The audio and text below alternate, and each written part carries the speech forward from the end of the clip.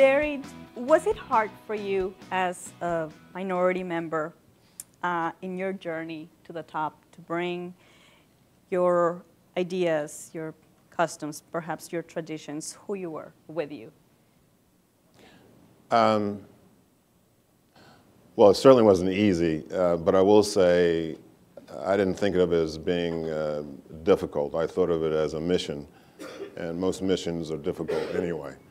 And so that's how I thought about it.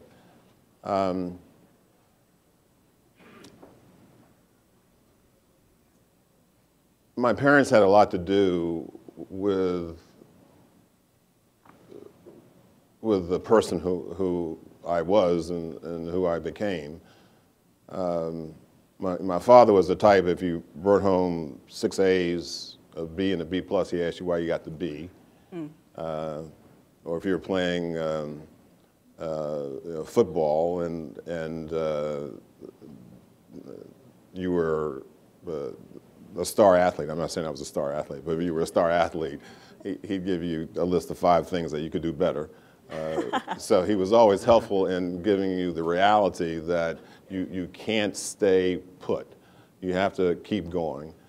And the third thing that he taught me was around don't be afraid to take risks. That it paralyzes you if you're afraid to take risks, and you can never really move the ball forward, especially in the tougher times. My mother was about education, so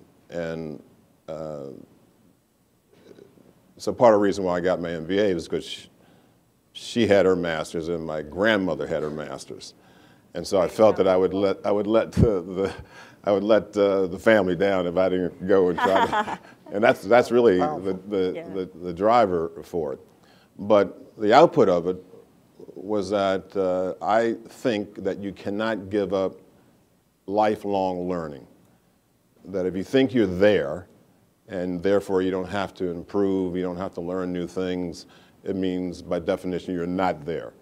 And so one of the things I've always been big on is continuing to learn more.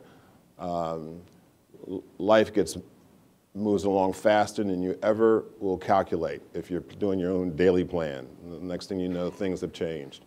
If you're not prepared for it, you're not going to be successful or as successful in the next segment of your life.